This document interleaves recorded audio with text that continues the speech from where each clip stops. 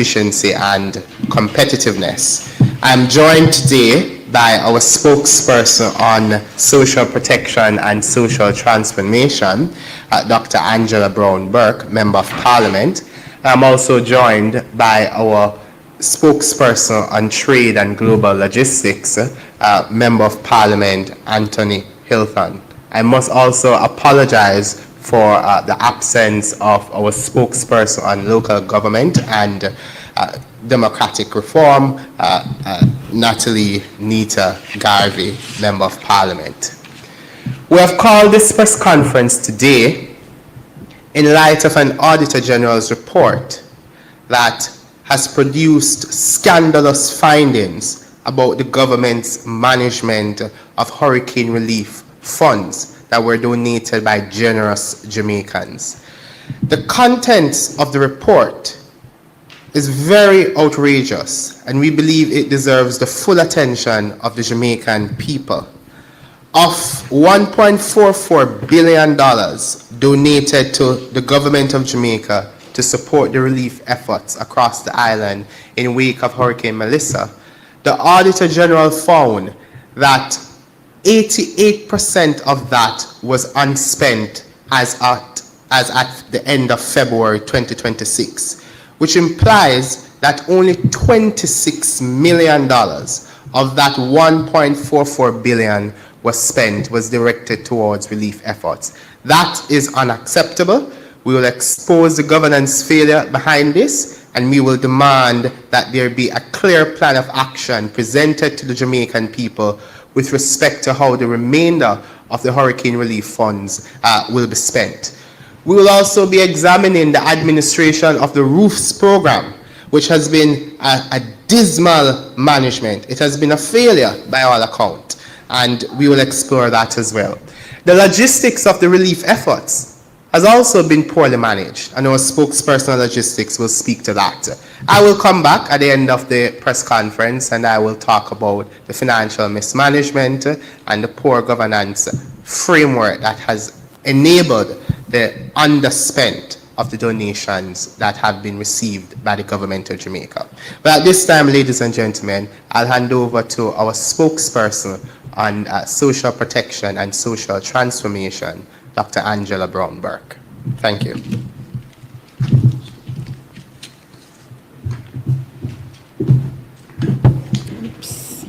Thank you very much. Good morning again, ladies and gentlemen. As you heard before, I'm Angela Brown-Burke, Shadow Minister for Social Protection and Social Transformation. I probably want to start by just talking about the roof program. Well, all of how we handled Hurricane Melissa is really where I probably want to start. And I want to start because in any disaster, there's always a memorandum of understanding and collaboration between central government and local government.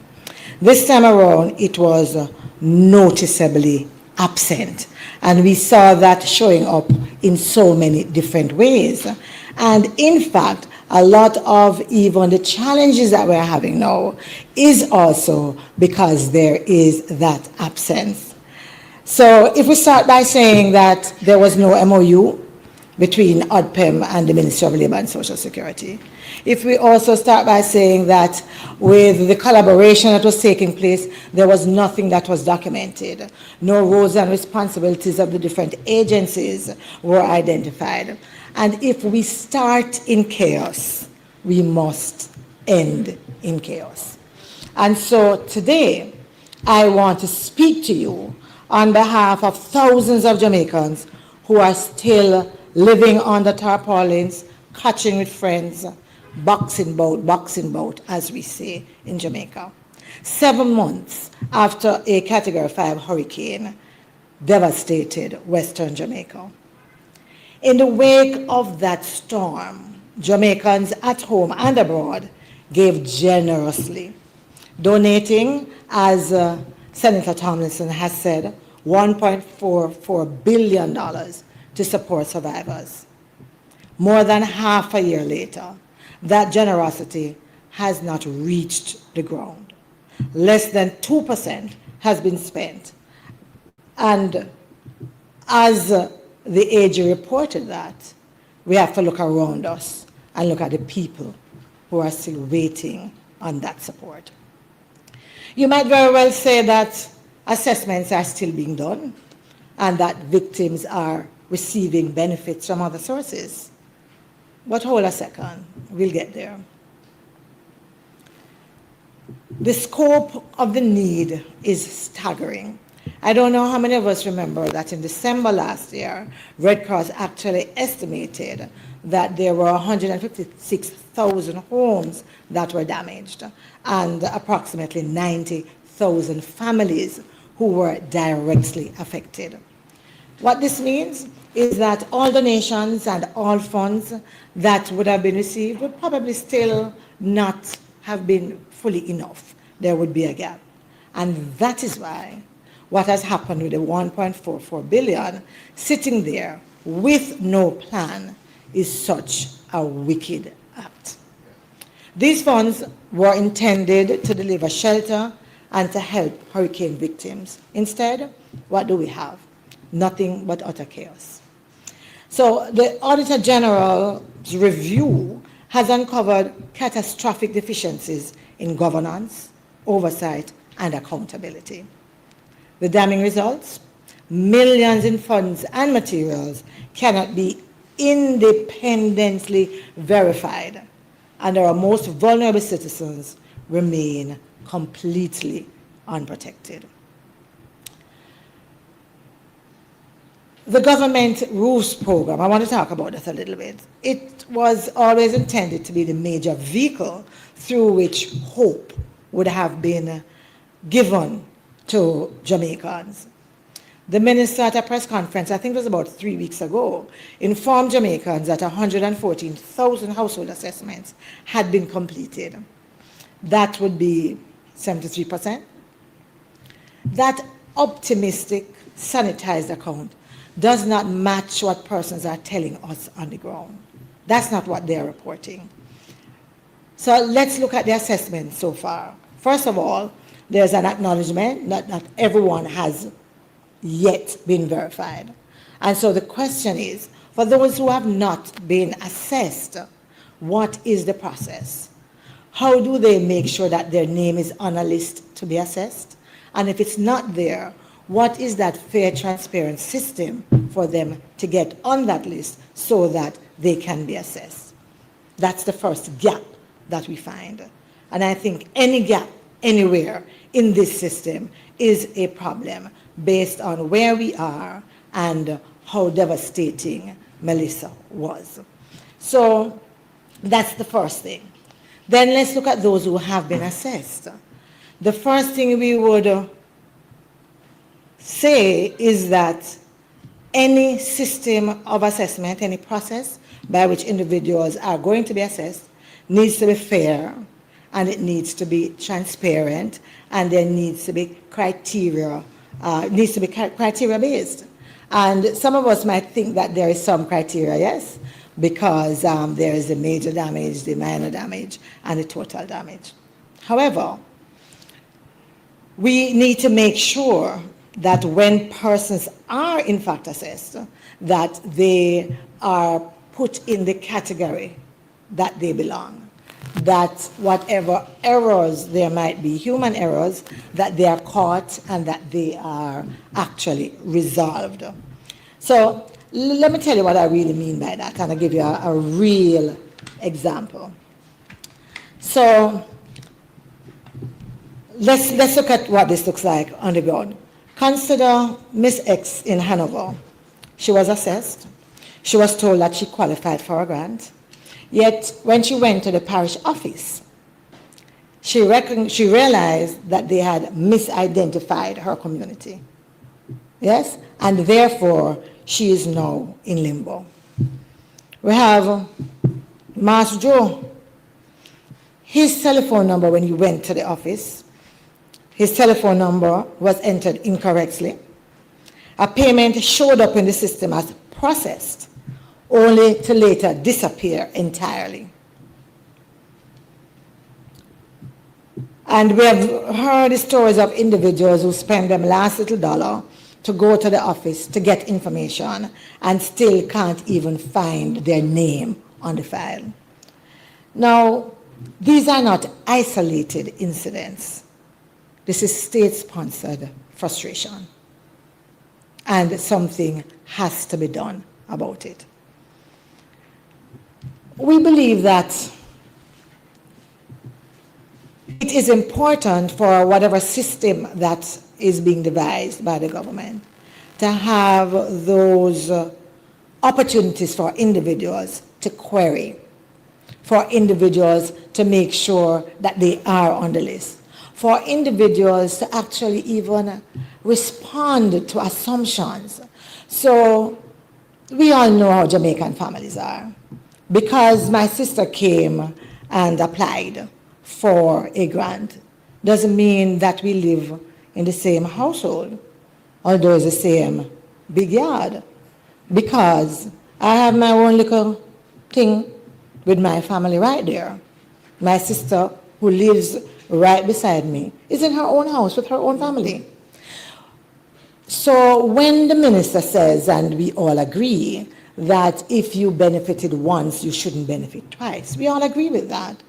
But how do we make sure that everyone that is denied because of an assumption like that, that it gets identified one, and that the research is done in a way to make sure that no needy person who should really qualify is disqualified?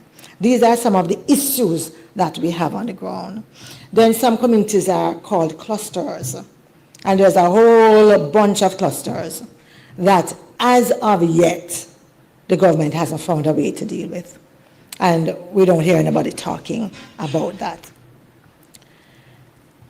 There, and I think I said it the last time I spoke as well, that there are damage levels that were actually altered after assessment, although they were inputted in the system correctly. What this means is that, I don't want to say secretly, but it means a change, a reduction in terms of what those families would have been entitled to, would have thought they were going to receive, in terms of what their conditions would demand. Again, there has to be a way to sort through these issues. For persons with missing TRN numbers, missing phone numbers, and just being missing from the very database that they should be in. I've said it before, that these data fixes are absolutely essential to ensure that every Jamaican who deserves to receive a benefit, that they do. Now, where the real problem is of course, the findings of the Auditor General.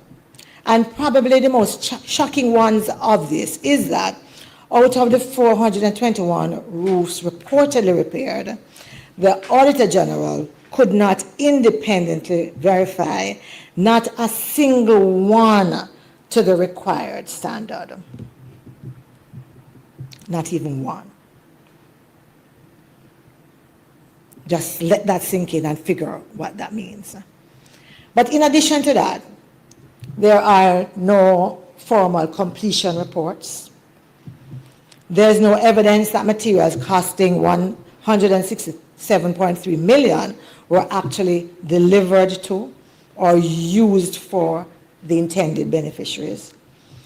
The Ministry of Labor and Social Security provided no written selection criteria, no evaluation process, and shockingly confirmed that verifying the construction that is taking place is actually outside of their responsibility. If the ministry isn't verifying it, then who is?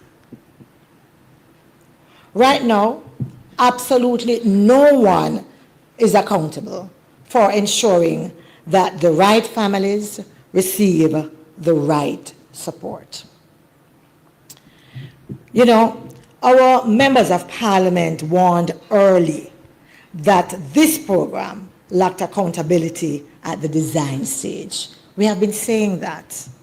They flagged deep concerns about partisan bias in how assessments and distributions were being handled.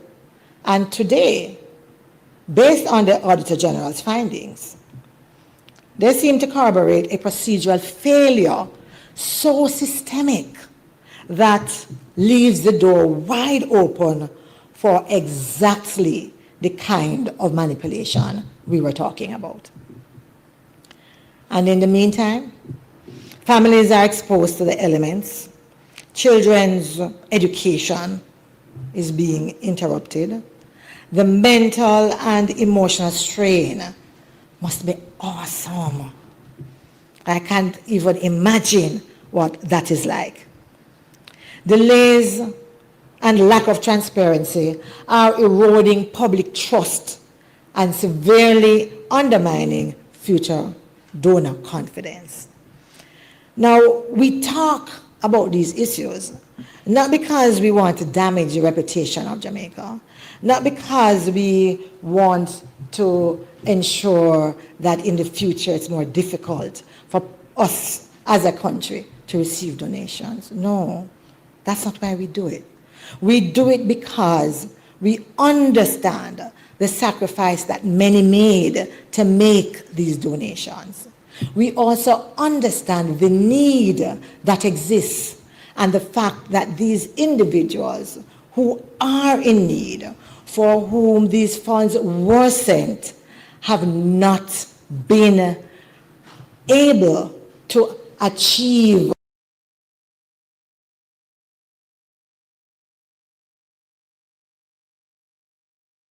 what they could because their government failed them. We cannot fix damaged roofs with broken systems. We just can't. And so what we are demanding, as we have been doing, is full transparency. Publish full lists, verified lists of all roofs beneficiaries with clear parish level breakdown alongside the exact methodology used to select them. Our members of parliament, they have been asking for this. They are totally unable to track those individuals who come to them to say they were assessed or they thought they were assessed. They don't know where they fall. They have been totally unable to say, okay, I would have gotten 5,000 persons who came to my office. Let me see how many of them have gone through the system and how many of them have received something. It cannot continue like that. We also need independent verification, yes? Which would be able to publish an independent technical audit of all reported repairs. And this is extremely important. You have individuals who would have fixed their own house with a mixture of support from government and their own efforts.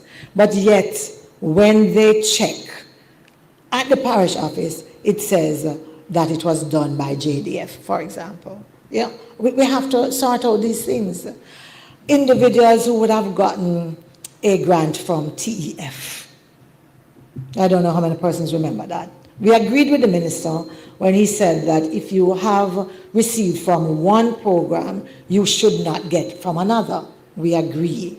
However, some government workers in tourism, in the same Ministry of Labour and Social Security, are individuals who were offered this assistance through TEF. But the TEF actually gives a bundle, 6 sheet of zinc, 6 slots, nails, yeah. But a modest contribution is what they made, which is okay, because there are many individuals for whom that would have made a significant difference. But what is the issue? The issue is my house is totally damaged and I get this from TEF. If you give me a minute on it back, I'm going to take it because I'm going to hold it to see how I could put together something to fix my house. But then I'm told that I do not qualify for anything else. It then becomes a problem, a real big problem. And so that is something that we have to look at. If individuals who have received benefit from TEF falls in the categories that are totally destroyed or badly damaged, how do we handle that? Yeah? We also need to stop forcing poor people to travel miles to get answers. We need a decentralized disbursement system as well as a query mechanism where people can easily ask and find information so they know what is the next step. In terms of what has gone before, I believe it doesn't end here. We still need to get some information from the government about how these funds have been spent, and if there are issues of accountability, if there are issues where contractors or officials need to be held responsible. We believe that this is the time when we have to make sure that action is taken. And as I close, I want to talk also about our shelters. Anyone in a shelter now is obviously someone who has absolutely nowhere to go. And for the last 2 shelter relocation, which were so badly handled, I think we need to also make that call. We need to treat these individuals with the dignity they deserve, understanding that if they could have done otherwise, they would not be in this situation today. So for the places to which they are being removed, we need to make sure that it is habitable, fit for humans to go there and to live. We need to also make sure that we are having ongoing, respectful conversations with these individuals. Not because you are in need, it means that person should speak with you, as we say, in any old way. You know, we are still human beings. These are still Jamaicans. You know, a 70-year-old man sent me a note to say that he has worked, and it touched me. He says he has worked all his life with government, giving to his country. He retired and he was fairly comfortable. He says he could never have believed that Melissa could have made him as destitute as he is today, with absolutely nothing to lean back on. And so on behalf of that 70-year-old pensioner who now finds himself homeless, I am asking the government to have a conscience and to make sure that we do better for our people. Thank you.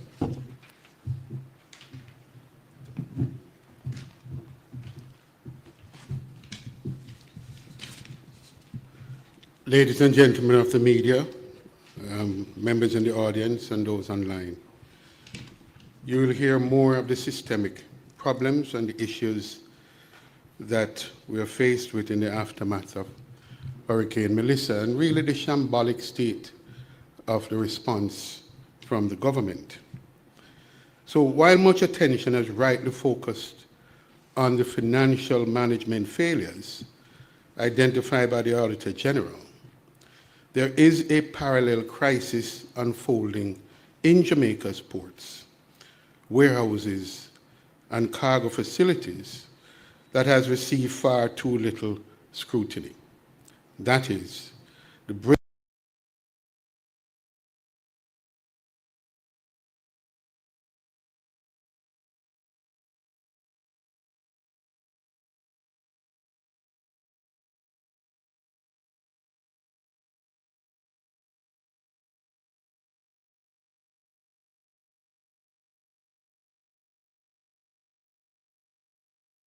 breakdown surrounding donated and procured relief goods intended for Hurricane Melissa victims.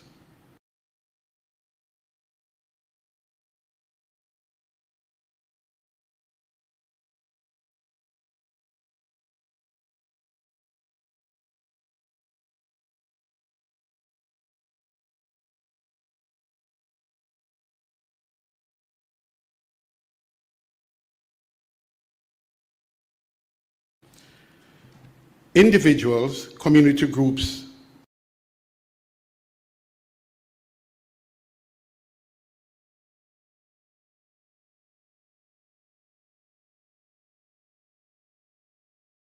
diaspora organizations are being billed by freight and storage operators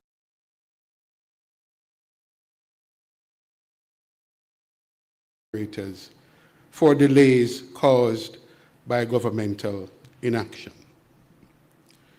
In several documented cases, individuals and organizations have had to make the painful choice between paying fees that have ballooned over the weeks and months or abandoning the goods entirely. This includes goods for which charitable certificates, which are certificates waiving most fees and charges, had been obtained with great effort.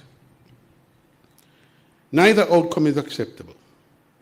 When those items were destined for families who lost everything in Hurricane Melissa. Perishable goods, including food items, medical supplies, and other consumables, have been reported as having deteriorated or gone bad entirely, while awaiting clearance. This represents not only a waste of donated resources, but a profound failure of the duty of care owed to both donors and intended beneficiaries. Jamaica is not unfamiliar with hurricanes. The government had an obligation, particularly following the lessons of Hurricane Beryl in 2024, to have in place a clear, published and operational logistics protocol for receiving, clearing, and distributing relief goods in the event of a subsequent disaster. Nor is the annual Christmas choke point at the ports a surprise to the border agencies. This happens every year. Totally predictable. The Auditor General's report confirms that the disaster relief portal established by ODPEM in November 2025 was not used to generate reports on international donations and was only used as a means for donors to upload information. So it matters that they get the information, get the donation, but what happens to them, to the donation afterwards, is secondary, if it matters at all. A portal that receives information but produces no actionable management output is not a logistics system. It is a registration form. The result is that Jamaica presented itself to the world as a country in need of help, which we were, received that help, and then subjected the very people who responded with generosity to a bureaucratic and financial ordeal. That reputational damage extends beyond our shores, and it risks undermining future donor confidence in Jamaica's capacity to manage international assistance. We have to fix this. Small Jamaican businesses and diaspora-led organizations who mobilized quickly after Hurricane Melissa to ship relief goods are among those most severely affected. Many do not have the financial resources to absorb extended storage fees or the legal capacity to navigate the disputes that have arisen with freight operators. The government has offered no structured mechanism for relief, no compensation framework for donors who have incurred losses, and no public acknowledgement of the scale of this problem. That silence is not acceptable. So what then are the calls for action? The opposition calls on the government to immediately publish a full accounting of all donated goods that remain uncollected, in storage, or that have been abandoned at Jamaican ports and cargo facilities. Indeed, I would go further and to say they need to give a full accounting of those goods who they claim have been spoiled and shipped to the dump, because that record exists. The government must establish an urgent relief mechanism to waive or reimburse storage and demurrage fees incurred by donors of hurricane relief goods, and to facilitate the immediate clearance and distribution of any goods that can still be used. Looking ahead, the opposition demands that the government develop and publish a comprehensive disaster logistics protocol before the start of the 2026 hurricane season, covering customs clearance, port handling, cold chain management for perishables and medical products, and coordination with freight operators, so that what happened after Hurricane Melissa is never repeated. Thank you.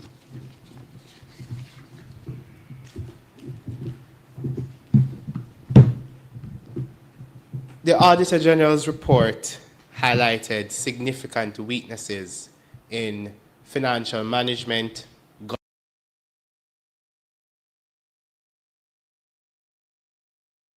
governance, and program accountability with very limited transparency. I started the press conference by highlighting that of $1.44 billion received in donations from generous Jamaicans and donors internationally, the government had only spent $26 million of that. And we have heard the argument being made by the government. Senator Marlon Morgan said that this demonstrates the need for NARA because bureaucracy was what impeded the spending of that money. Let's expose that argument for the untruth that it is. If you examine the Auditor General's report in its entirety, it will tell you that not only was 88% of the monies donated was unspent, but it was uncommitted for spending. There was no expenditure plan. Now, bureaucracy slows committed spending. When you have allocated monies for a particular project and you run into some bureaucratic delay, then it delays that. But if you did not commit the money for any particular expenditure, then how do you anticipate in that regard that bureaucracy would slow the spending? It is unconscionable that only $26 million of the $1.44 billion was spent. And when I think of the thousands of Jamaicans who were hungry, who were sleeping under buildings without roofs or damaged roofs, and to think that the government sat on this amount of money that could have been directed in relief efforts is very unfortunate. The financial mismanagement did not stop at the amount that was left unspent. There were monies that could have been received, that could have been directed in relief efforts expenditure that were lost because there was no proper management. In fact, the Auditor General's report said that a financial services institution withheld over $15.7 million in donated funds beyond the agreed 45-day window, as a result of there being no formal agreement between that entity and ODPEM. It demonstrates a lack of proper management of the entire relief program. And it is very unfortunate that Jamaicans, having faced one of the most devastating natural disasters in the history of our existence, had to put up with this kind of governance failure on the part of the administration. But beyond that, it appears to be a pattern, a very unfortunate pattern that must be highlighted. Because the Auditor General's report said that coming out of Hurricane Beryl last year, there was $138 million in donations that were unspent. So what we're finding here is that the government has a clear inability to make a proper expenditure plan to direct monies in relief efforts to assist the people who have been impacted by natural disasters. And this cannot happen. This has to be adjusted, particularly in light of the fact that we're heading into the 2026 hurricane season. Beyond that, the Auditor General's report found that there were clear breaches of compliance with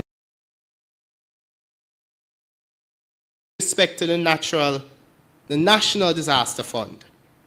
It says the National Disaster Fund held 163 million in its bank account and 203 million in investments as at February 2026. That is a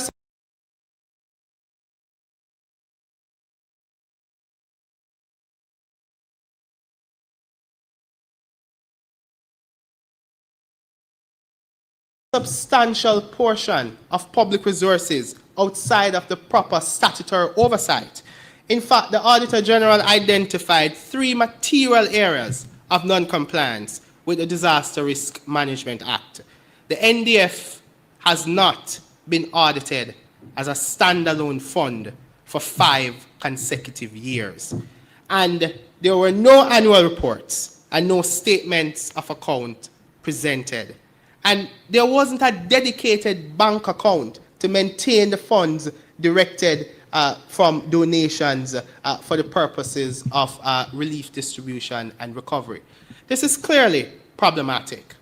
You know, when I think of the amount of mismanagement, the degree of the governance failure, particularly the amount of monies that were left unspent, the question that I think we should ask ourselves is, if the monies were not directed towards relief efforts, what were they being left unspent for? But more importantly, I think we should ask, who were the monies being left unspent for? And when you ask those questions, I want you to think of the history of a litany of Auditor General's report that have pointed to misappropriation of funds, mismanagement, questionable acts regarding financial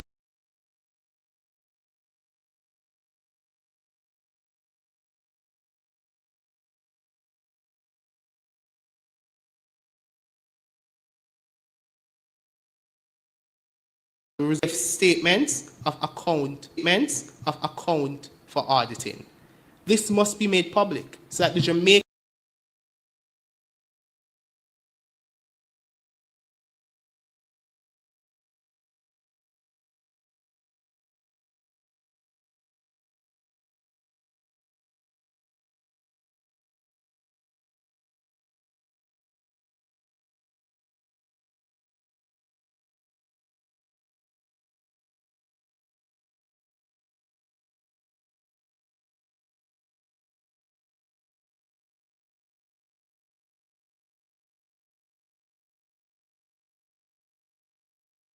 access to that information. All agreements governing the handling of donated funds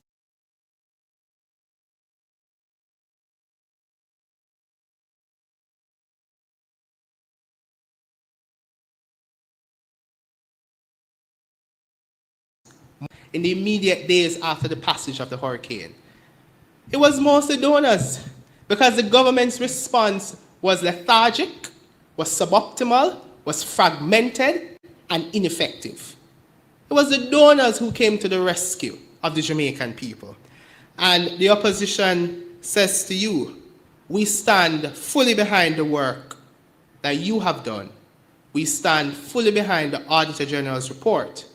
We regret that your monies, the money that you worked so hard and you donated for the purpose of supporting relief efforts, were not deployed in that regard and were held in the government's coffers, unspent, idled, unutilized. We stand in full support and we commend the Auditor General, Pamela Monroe Ellis, and her team for the rigor and independence of this real-time audit.